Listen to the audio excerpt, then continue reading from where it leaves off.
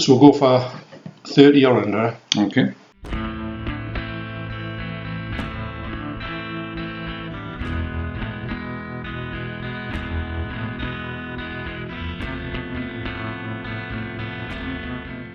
Hello and welcome along to Mondo Chelloveck Movies, and as you can see, my good friend John Hall has joined. Yeah, hello, nice to see you all again. Hope you're all doing well, and I'd like to thank you all for the kind comments once again. So hopefully I can keep you entertained this time around, as I've done so in the past, so I'll try and do what I can to keep you all entertained. So in the previous video, when John came over around about a month ago, you sort of told everyone about, and me, about the DVDs you were bringing across, and you also give a little bit of a background information on them about the actors and directors and that, which I found very interesting. I mean, I was learning stuff, and I know by the comments that were left on that video that everybody enjoyed that. So that's one of the best things about doing these videos, that I've got like my resident expert here, John, and he can sort of take, if I was to get them videos, I'll be going, this is a martial arts video, and that's probably what I could say about it. But John will sort of take you through them. So yeah, take it away, John. Okay, well, first of all, I wouldn't say I was any kind of expert on Asian cinema, but you know, I have been at it for quite some time. But I will give it a shot, see if I can keep you all amused. Right, okay, so just to digress right off the bat, okay, here is a distinctly non-Asian film, which I'm just going to hand over to my friend here. And this is the 2-disc steel slipcase edition of the One and Only Highlander. Sorry, wrong way around there. Okay, yeah, this was, I believe, from around about 2002. It's got the film, of course, on one disc, and the some tracks from Queen on a separate CD. Now, this personally is one of my greatest, my favourite 80s films. It's a great film. This movie, don't you? Great soundtrack, great characters, great idea. The whole idea of immortals, fighting through various time periods. I'll be honest, I don't like the swords fights, but I like the characters, I like the soundtrack, like I say. Great film, and I've got the Blu-ray. I don't need this any longer, so I'm going to pass this to you and see if you like to keep all of that. Yeah, definitely. And do you know what? I tell you what, there's some weight in that. It is, isn't it? Yeah. It's quite sharp as well, so be careful with it. All right, yeah, that'd be great. Next bit of the video he says I've got like loads of sticky plasters on my hand. Blood on your thing. No, to be honest, John, I remember you picking this up. So I've got vague recollections of you picking this one up. Because I know you did do Highlander 2 in this fashion or not? I don't believe they did. Highlander 2 was released by a different label. Not Lanka B, it was released by, I think, Public Pictures or something like that. You don't see them very often, mind, do you? No, just be careful. Like I say, I don't want to lose a finger. No, neither do I. I mean, that'd be great, wouldn't it? I wouldn't wear the TV remote without a thumb. Yeah, I mean, this is kind of like early special edition format. It is, isn't it? Yeah. I mean, it was just back in the days when I used to be quite heavily in that sort of stuff. I had to have that release. But over time, I've sort of weaned myself off these kind of editions. Remember THX? Yeah. It was the boy, wasn't it? It was back in one time, yeah. But I would imagine it's pretty much outdated by now. I think it's probably much dead in the water, but I mean, there's that many things come out. Oh, it's Anchor Bay. It is, yeah. It's an Anchor Bay release, yeah. It's, wow. But like I say, I mean, I've got the Blu-ray. It's 4K mastered. Is it 4K coming out? Well, I would imagine sooner or later, just in case. It's definitely coming out. Is it? Yeah. Oh, right. Okay. Well, if it's got a remastered transfer, if it comes out with a Blu-ray with a new remastered transfer, I would have that as well. Yeah. There can be only one. Yeah, certainly. I mean, if you like, I can recite your entire opening speech from Sean Connery, but I don't want to. bet you could. And actually, is there only one printed, or is that because of the movie? That's no. Well, in the end, there can be only one. Well, you're right. I've got the one. Right, the next one is a double bill of two vintage Angel Lamau outings, Lady Whirlwind and Hapkido. To be perfectly honest, the first one, Lady Whirlwind, I think was 1971, 72, thereabouts. Very early role for the great Sammo Hung. Okay. Yeah. To be honest, it's a widescreen transfer. The quality could be better. And to be honest, I wasn't too fussed on the fights. You could tell when the feet and fists are missing by quite a distance. So not too bad. I've seen better. I watched Hapkido the other night, and that's got a better transfer. And for me, even though the fights were choreographed by the same guy, I believe it's Chu Yun Lung, the fights in Hapkido were certainly better than the fights in Lady Whirlwind. I mean, again, Sammo Hung's back in it, and this time he's joined by Carter Wong, which I think most people will remember from Big Trouble in Little China, where he plays Thunder, the bad guy in that. Just thinking I remember him. But again, it's got some solid fights, better this time around. And I think Mao Ying looks better in the fights as well. Very early Golden Harvest, I think Eureka's doing these on the Blu-ray double bill, so it'll be interesting to see how good they look, That's, I'll tell you what, she's a great character, isn't she? Angela Mao.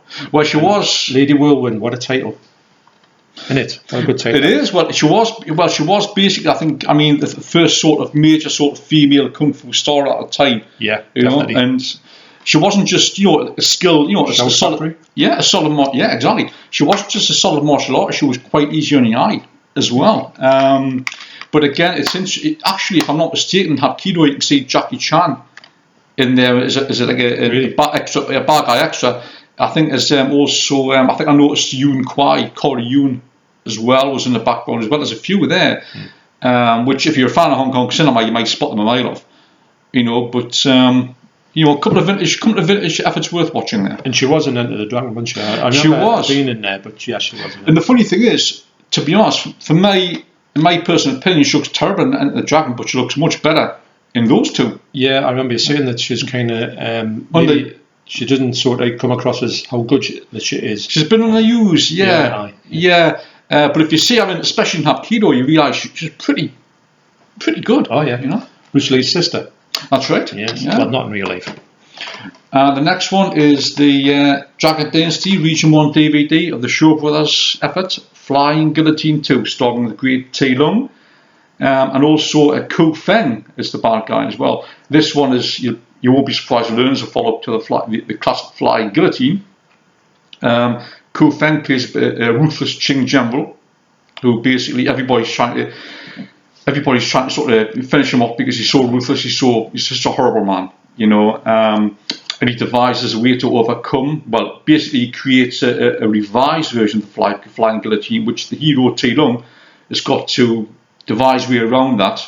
It's a typical great looking show with this presentation, very polished, great sets, great costumes. You can tell that because they've had their own sets, their own costumes, their own props, they just look that much more polished. No, you're right. You can kind of tell one of their films a mile off, really, can't you? Just for with the way it looks. Well, it's not. Yeah, it's production value. Exactly. It's the short scope framing as well, so they just look more theatrical. A bit like Hammer. Yeah. Hammer used their own sort of sets and that, and they used to use them repeatedly, didn't they? Yeah. They would just turn the camera around and face a different way, and it would be a different movie. That's it. They'd film 2 movies at the same time. Just change the wallpaper. Well, it's a bit like a show where you can see the same sets being used in different films, but even though you can tell the sets, they still look great. Mm-hmm. So check that one out. Tell us what you think.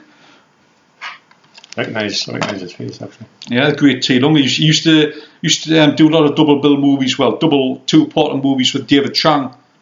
So the Flying Guillotine, is that out and about at the minute? Well, I'll come back to that in a moment. Yeah. Well, a bit later on. And the next one is another Dragon Dynasty release. The one-armed swordsman starring the late Jimmy Wang Yu. This was the late 60s. Chang Cheh, who again was probably the most prolific of all the Shaw Brothers directors. I mean, he'd done that many films for that studio, and pretty much all were great in one way or another. The picture quality on this is lovely. For a film, I think about 1967, 60 or something like that. Lovely transfer on it. And again, Wang Yu plays a guy who, essentially loses his arm, as you would expect by the title. And then basically, he learns to train himself to fight with one arm and basically take on all bad guys later on in the movie. To be honest, I find a lot of these Shaw Brothers films tend to sort of revolve around similar sort of plot lines. Rebels rebelling against the government. So for me, pretty much the plots tend to blend into one. I'll get that from some of the ones you would know you've seen that movie. Yeah. But if you're trying to think of certain plots, they're quite similar. Yeah. You don't really remember them from the fight scenes. Exactly. Yeah. Exactly. You're quite right. For me, it boils down to the fight scenes and the visuals. Yeah. So give this one a go. See if you enjoy it. Yeah, definitely. I'm sure I've seen this. I've definitely. Well, is there quite a few one-armed There was movies? There was a new one. I think there was a Return of the One-Armed Swordsman. Where I think you came back in that one, and there was a new one-armed swordsman. I think it was T. Lung. I think it was in that, but I think David Chang played the new one-armed swordsman. I haven't seen that since it was on VHS way back when. No. The next one, again, Dragon Dynasty again. My Young Auntie, starring the lovely Hu Ying Hung, aka Kara Hui. Actually, there's a great cast in this. You've got Hu Ying Hung, you've got Hsiao Hu, who was, for my money, the best show brothers acrobat. You've got the great Wang Long Wei, Johnny Wang, who's again a veteran villain, one of the all-time greats class, and you've got you've got the Pops himself, Liu Chaliang, who plays quite a substantial part in this. Hu Ying Hung plays basically a martial arts expert from the country who comes to comes to the city to basically claim an inheritance, but her uncle, played by Wang Long Wei, wants to get to the inheritance before she does.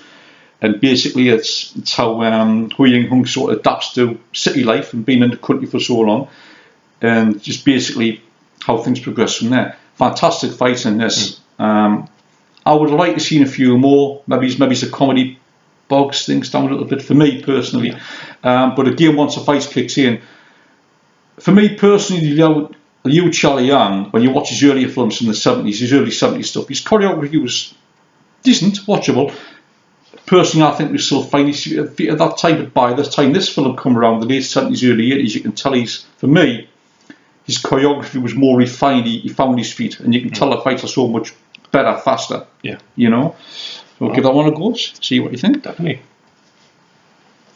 Good covers on here, actually. Because did you find that sometimes when you got your sort of, these martial arts were put out like really early on in the day on DVD, those looked a bit like suspect, as if they were all bootlegs. Yeah, and they weren't. Not those. They didn't have like very good quality covers or presentations. And the next one, once again, Dragon Dynasty, and this one is a slipcase. There we go. And this is the old-time Chang-Chi classic, The Five Venoms, also known as The Five Deadly Venoms. And this is a film which introduced us to what's known as the US as the Venoms mob. Personally, I don't like that term. I think it makes them sound like a bunch of criminals. I prefer the Venoms crew, you know. Maybe it makes them sound like a bunch of rappers, I don't know. But I think it was generally, basically five guys: Lo Mang, Kuo Choi, Chang Sheng, Sun Chen, and Lu Feng. I think also we appear as well, but that would make them 6 as opposed to 5. Again, this one's got a bit, not so much an intricate plot, but basically each of the actors knows a different style. Yeah. And there's one of them knows a bit of each style, but not all of them, and all end up basically, battling each other at the ends. Great fights. Some pretty outlandish ideas. But again, you can just tell with these Shaw Brothers films, they just look so much. They've got their own distinctive look, not just the widescreen photography, the colours, the sets, the props, the costumes. They just look that much more refined. Yeah. Not to take anything away from like Golden Harvest and Season films, that sort of thing. I don't mean that. But just because the shows had access to their own facilities, the films just look that much more polished. But again, you'll find, the more you develop these Shaw Brothers films, the more you recognise the faces. That's Lo Mang, that's Lu Feng, that's Kuo Choi. Again, fans will know who I'm talking about. But I believe Arrow released this one in their recent Show Scope box set, Blu-ray box set, which must have been one of their best releases. Fantastic release. So do you think they're going to do Volume 2? Because obviously that was Volume 1. Oh, they are? Yeah. Actually, they're doing a Volume 2. 88 Films, just to digress, is doing Flying Guillotine 2 on Blu-ray over here. Right. So yeah, they've got a Show Scope Volume 2 box set on the way, and some of the DVDs I've yet to hand over are part of the box set. I'll pop this Volume 2, which is why I'm getting rid of them. So I'll come to them in a moment. So check that one out. Brilliant. So I'm going to say I've got 5 something, because we're looking at just up in the shelves, weren't we? What's the one I've got? That's The Return of the Five Deadly Venoms. There you go. That's also known as Crippled Avengers. Right. So really you would watch that before watching the other one. They look like that, what's them rappers called? The Wu-Tang Clan. Yeah, and what they're called? Is it Aussie? No, I've got the Insane Clown Posse. Oh, right. Not that I would say that then, though. And the next one, this one is from the Tokyo Shock label, another Shaw Brothers slipcase release, The Kid with the Golden Arm. Now, again, as I've just said before, this one's going to be Bain Arrows' second volume, short scope volume. Again, just the same Venom actors, just playing different parts, different roles. And again, it's so easy to get lost to basically sort of just like I say, the plots in these films just tend to gel together. You focus on the fight, you focus on the visuals, and that's what I was doing. I was paying attention to what was going on, but I was thinking to myself, you know, I was watching the choreography, watching the sets, and just enjoying these films on a more visual level than on an actual storyline level. It's basically, I think, this one that you've got a treasure, like a certain individual, got to be guided through this, you know, this hostile territory where there's basically different masters of martial arts waiting to sort of block the way and try and make things hard for them. You know, it's so again, I just basically watch it for the visuals. I'll just like, let's just settle down, switch off my brain, and enjoy what's in front of me. But give it a go. Once again, another lovely transfer. I've yet to see a really bad Shaw Brothers transfer. Most of them look pretty much spot on. You know, I'll agree actually with that. Great cover, that. This is definitely ones that Deborah would be interested in. She would not, you know, if I said to her, we're going to watch this, she would never say, oh, she would always go, yeah, no problem. Well, I'm glad to hear that, because like I say, I'm hoping Debs will give these a bit of a shot and finds... We will. You know, always, every time I pull one out of her, say, let's watch a martial arts. She usually say, I'll watch martial arts tonight, and then it's up to me to pick one, and I'll pick about 4 and I'll say which one. And she'll probably pick whatever. She usually says that, like Ip Man, there's a lot of stuff like Crouching Tiger. She'll say, is that the type of thing we're going to watch now? And if I've got something along them lines, but even if I give her something that's more like, not so much the story of Ricky, but if I give her stuff that's more like traditional martial arts, I should definitely give it a shot, you know. Well, the funny thing is, just to digress with these Shaw Brothers films, the word I would personally use to describe those films is the very sort of homely, very sort of quaint films. And I think that's because if you look at the sets, because I mean, like I've said before, you can tell the sets, but they still look great. But I don't know if cozy is the right word, but they just tend to feel a very cozy film for me. I can't quite explain it, but maybe other fans will know what I'm talking about. Like a family movie with mindless violence in. Yeah, I suppose. Well, it's a bit like some of those old American westerns, you know, where everybody's like clean shaven and they've got the hair all nicely done and that, all nicely, clothes all nicely ironed and pressed and all the rest of it. But there's something homey about those kind of old westerns. I mean, personally, I can't stand them. I'll be honest with you, I prefer spaghettis. But those old American westerns, that you can feel sort of relaxed and comfortable watching one, if that makes any sense. Maybe it doesn't, I don't know. Anyway, the next one here is the 10 Tigers of Kwangtung, another slipcase release. Once again, another Chang Cheh film. And this one's got a pretty solid cast. Again, a few of the Venoms actors here. Also joined by T Lung and Fu Shen. I will be honest, I was expecting more of this because it's with such a great cast. I was expecting something better. Actually, if I'm not wrong, I think Dick Way's in this as well, the veteran villain Dick Way, again from Project D and so many great martial arts films. I think he's in this, if I remember rightly. This one's basically 10 Tigers of Kwangtung, basically 10 local martial arts all banded together to fight against your injustice and corruption, all the rest of it. Basically, this film is like details when the 10 first got together to when they're all getting on a bit older and they're passing on the techniques to a new generation, so to speak. Again, I was expecting a bit more, but still a watchable Shaw Brothers effort. I mean, I haven't really seen a bad Shaw Brothers movie. There's something to enjoy in all of them. So give that one a shot and see what you think. Yeah, definitely. The next one up is the final slipcase release of this selection, Invincible Shaolin. This, to me, is a classic Shaw Brothers film. Again, we're back to the Venoms characters. This one isn't too bad. Basically, it's 3 martial artists from I believe it's the Northern Shaolin school.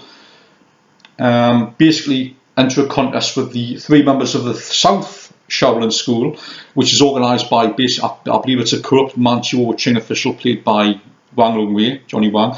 And basically, Wang tries to sort of stir up a bit of discord between the North and the South martial artists, which results and basically in 1 or 2 fatalities. So basically the South sends a few more fighters to tackle the North fighters, and basically things escalate from there.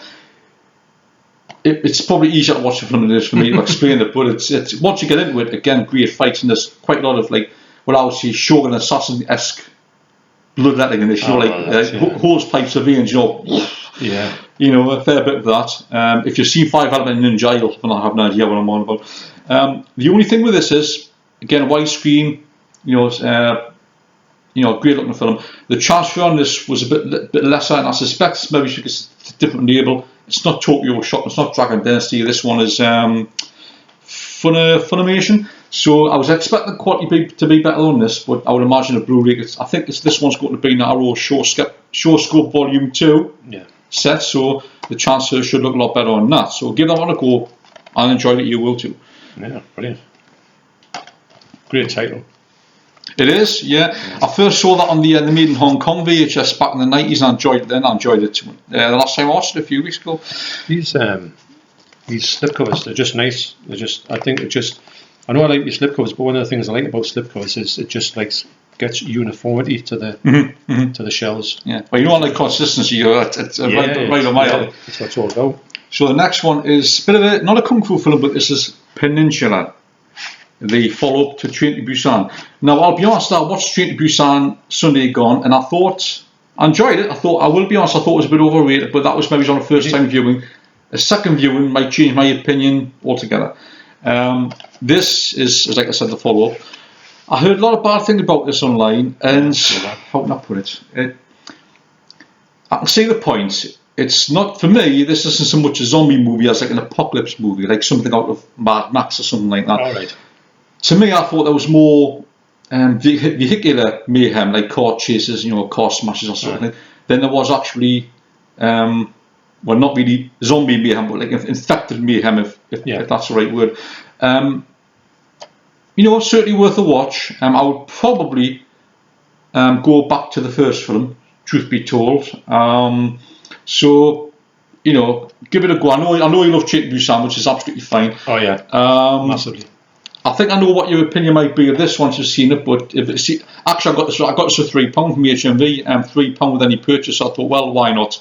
I'll give it a shot. It's a DVD. If I don't like it, I've only lost £3, and you can give it a shot and see how it compares to the next one. I've always wanted to see it, and I've picked it up loads of times on Blu-ray to look at it, but it's always been a little bit. I mean, it's coming down in price a lot, but I do know that I just want to see it just to see if I like it enough to make exactly. But funny enough, I have got a slipcover for the Blu-ray if I want it. So yeah, it's one of the ones that you've got to see, but you don't know if you're going to enjoy it. Yeah. As Train to Busan was one of the ones where you would pay the proper money for it. Oh yeah. Because I really enjoyed it that much. But this one could be one that I'm glad to get it cheap or free, just in case. Just in case to think, well, I don't need to go there. Exactly. Yeah. Well, that's why I thought, well, if I don't like it, I'll pass it on. I've only lost £3. It's not going to break the bank. And therefore, you'll give it a go, and that'll help you decide if you want to pick up the UHD or not. Yeah. Oh, great.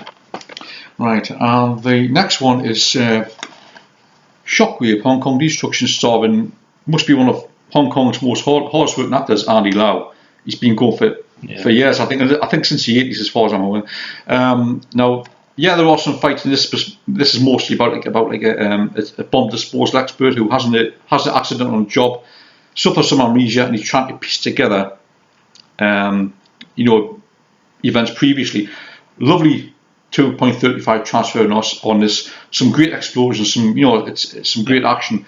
So again, there are some fights, not too many, but you watch it for the action, which is great. Directed by Herman Yao, who I believe directed, was it Bunman, Dr. Lam, I think it's when the Ebola syndrome, all the Category 3 stuff. Bunman. I think he directed one of the Ip Man films. I think was it Ip Man, either Legend is Born or Ip Man, the Final Fight. I can't think which one it was. But to be honest, I picked this up from HMV. I think it was £3 or £4. I thought, well, again, it won't break the bank to pick it up, help us decide if I want to buy the Blu-ray. I picked it up. I thoroughly enjoyed it more than I thought I was going to be honest with you. Right. So I snapped up the Blu-ray for £5 from base.com. So I don't need the DVD anymore. If you enjoy it, I recommend the Blu-ray because for £5, getting this film on Blu-ray, I think it's a bit of a bargain. I've never heard of it, to be honest, but obviously Andy Lau, yeah, I've heard him. To be honest, when you're saying all the names of the people on here, I'm struggling to know. I would probably know if I saw the faces, but the names I'm thinking, wow, there's a few I do know, but there's a lot that I don't know. I don't know how you remember it. Have you ever seen The Great Wall, Matt Damon? No, but I had it in my hand the other day. I was going to pick it up. He's in that. Andy Lau's in that. Is he? Yeah, he's in that. I didn't realise that, because it's when you can get it for a tenner on 4K, you know. All right. Now the next one is Donnie Yen's the Iceman the Time Traveller, which is basically to me it's a remake of The Iceman Cometh with Yoon Biao from I think 1989, 99, something like that. Which again to me is a Hong Kong variant of Ghost Warrior, aka Soul Killed from 1984, something like that. Now, basically, Donnie Yen plays a swordsman from years ago who basically gets frozen and he gets thawed out in modern day Hong Kong, and so do his enemies. So he's carrying on a fight from hundreds of years ago. Now, this to me is not one of Donnie's best. It's quite a visual film, a lot of flashy CGI and all, fights and all the rest of it. But you've got to be beware of this, and I'll tell you for why. If you're thinking of buying this, I'll give you some very solid advice. Now, I picked this up for I think it was £2 or £3 from HMV in the sales. I think it's still there. Now, beware of this DVD with this cover, and I'll tell you for why. Because when I was watching this film, I thought it looked very rushed. It looked as though there was lots of footage missing out of it. It just looked, it was moving too quickly. I thought, it looks like it's been a very rushed production. And it clicked. There's something not right here. Now, if you look at the running time on this DVD, I'll just read it back. It says running time 83 minutes. And I thought, well, that seems quite a short running time for a film which basically crosses various time periods. Yeah. However, I went at the HMV recently and I saw another DVD of this released by the same label with a different cover. It's the same film, It's got the same actor, and I thought, well, that's odd. I looked on the back of that DVD, and that DVD's got a running time of 100 minutes. Nice. So there's 60 minutes difference between this release of 83 minutes and the other release on DVD, which I believe is $5.99 in HMV in the minute, which is 100 minutes long. So I thought, well, why have two separate releases of different running times? That doesn't make sense to me. So what I would recommend is, if you fancy giving this film a go, personally I wouldn't watch it again. Donnie's done better as far as I'm concerned. Yeah. Who knows, the 100-minute version might be better if you want to give it a go. If you do want to see it, I recommend getting the 100-minute version and not this one. This one was cheaper in the HMV, and no wonder, it appears to be a shorter version of the film. If you want the best version, pay $5.99, get the 100-minute one. I would imagine it's probably better. But don't be fooling into getting this unless you're prepared to maybe lose £2 or £3 in the HMV. Yeah. But just beware. Okay. So you could tell when you were watching this without knowing that. You could say there's something wrong with this movie to say it should be longer. I was watching the film. It seemed to be coming in too much for such a short running time, and I thought it just appears to be rushed. It looks like there's been things, because it was showing you flashbacks to various scenes, which to me, it was flashing back to scenes which you expect to see in the film, but they weren't there. And I thought, it looks to me like it seems very rushed. It seems like this bit's missing out. And I thought, well, maybe there's been footage cut out for some reason. And it wasn't until I saw the other DVD with a different cover. It's definitely the same film. And I looked at the back. I thought, I can't believe it's 100 minutes long. So why this? So to me, there's something. There'll be a reason behind that, isn't it? Exactly. But the next one. Does anybody know the reason behind that? Well, you tell me. Yeah. But to me, it's a mystery. But like I say, if you want to buy it, go for the one which has 100 minutes running time on the back, and it doesn't have that cover. So just beware. The next one. Yeah, I'm just looking. Yeah, 83 minutes. And really, to be honest, most of the movies like that aren't short, are they? No, which made me think, well, 83 minutes, you're trying to cram a lot of plot into an 83-minute film. So like I say, just beware if you're going to give it a shot. The next one, sorry, go on. I'm saying good tip. The next one is a Donnie Yen classic. Now this is the 2-disc US release of Dragon and Tiger Gate. Now you've got to forgive the floppy haircuts. The action in here, choreographed by Yen himself, is first rate. Superb fights in here. Directed by Wilson Yip Wai Shun, who directed the Ip Man movies. He also directed The Great Kill Zone and Flashpoint. And he doesn't disappoint here. Actually, also the great Chen Quan Tai Shaw Brothers veteran. Again, you know who I mean. The original Iron Monkey.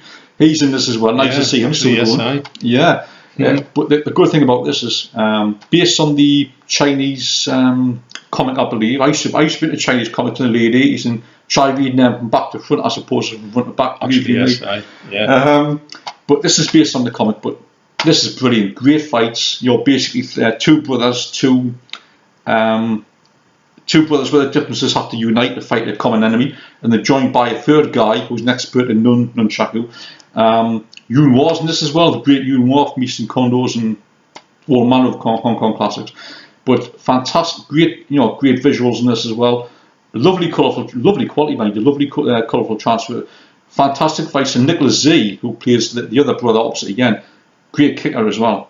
He's been making a name for himself in Hong Kong cinema in recent years as well. So solid martial artist. I should have got the Blu-ray when it was cheap, but it's too expensive now. I'm not going to get it.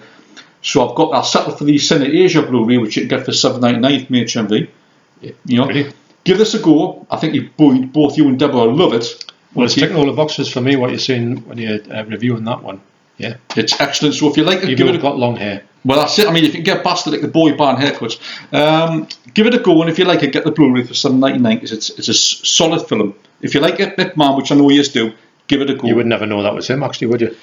On there. Well, the thing is, I mean, really, if you compare, I think Donnie Yen to the other two, I think Donnie Yen, he is a fair bit older than the other two. Maybe I'm wrong, but it's great.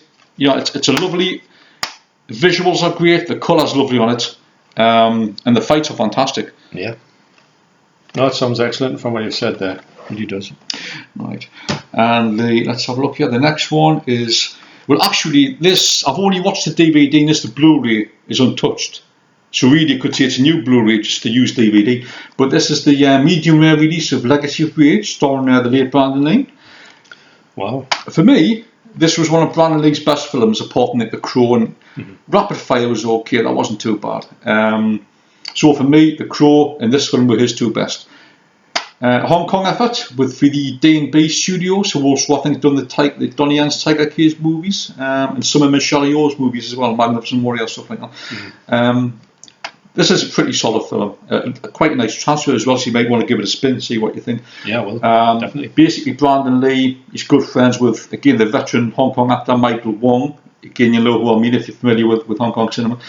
Basically, good friends. Michael Wong's a bit of a bad boy on the side. He's sort of family's involved with the mob. And he has Brandon Lee's character framed for something he didn't do. Brandon Lee gets out, vows revenge, and basically takes things from there. Some good action, especially at the end, some pretty good gunplay, good fights, actually then Bolo Yeung Z's in it as well.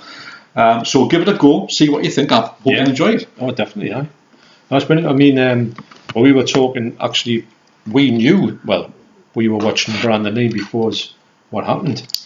We kind of were getting into him, weren't we? Mm-hmm. He was kind of just finding his feet in cinema before the tragedy that's happened in '94, was it? About 93, 94, yeah. And such a shame. But no, it's another. I would love there to be a special edition of The Crow sometime. It just doesn't seem to be around, does it?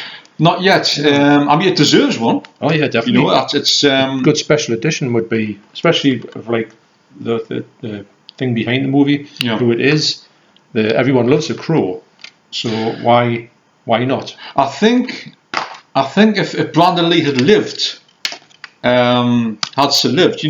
would have went on, which I think he would have been much more successful. I mean, I know that would have been, to me, that was his breakout role of The Crow, and I think he would have went on to much, bigger things as well. Next one is another Blu-ray combo release. Again, the Blu-ray is untouched, so if you want to give it a word, check out the quality.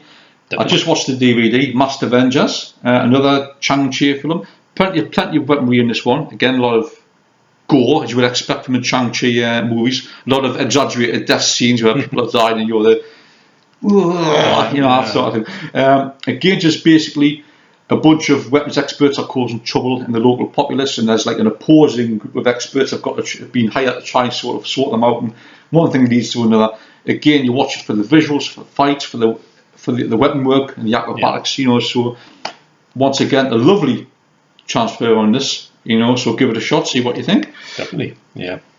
This is by, well, I've got quite a few of the other ones of this, the Asian collection. That's right. And I always think that when I watch them, I've always been really impressed by everything they put up with as well. In that set. I don't know, I should have really started to collect the whole lot, but I didn't, and I think some of them went massively out of print, unfortunately. Well, I know you've got Five Element Ninja, and I can't recommend that one highly enough. Five Element Ninja. I watched that, when I think about it, Well, the thing is, I was going to bring one over, as I told you before, but I thought you already had it. But that's a great film, Five Element Ninja. It's so entertaining.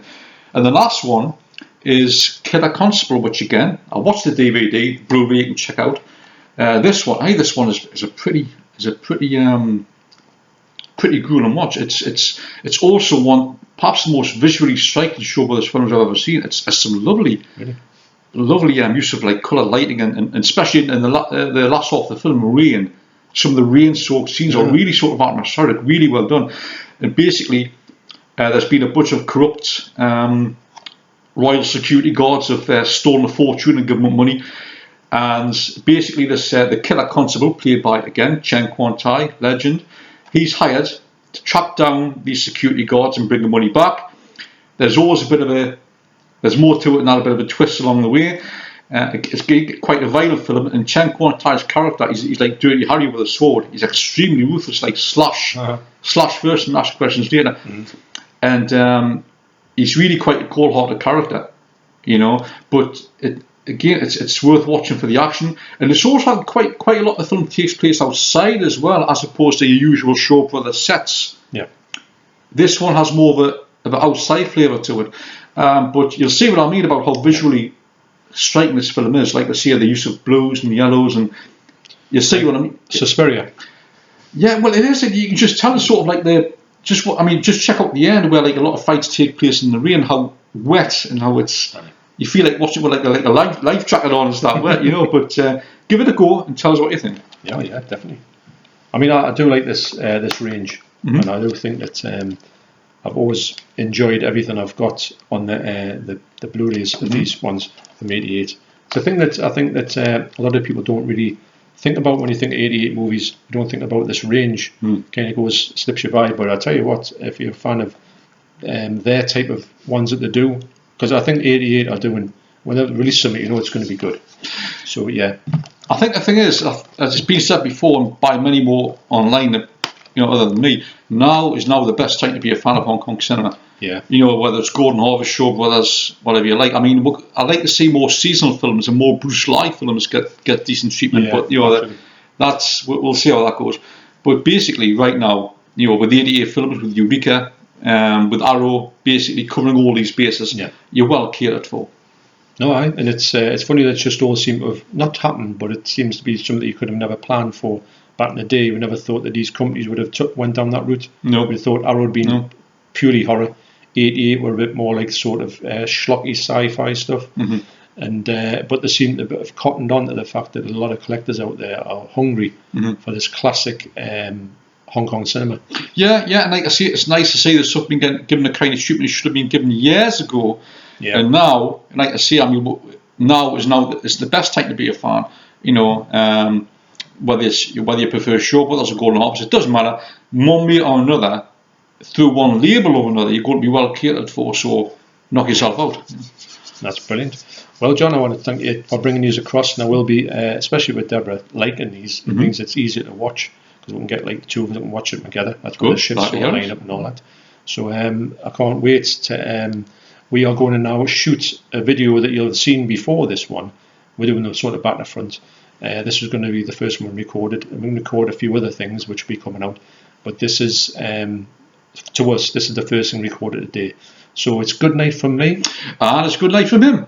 Good night. Good night. Chicken!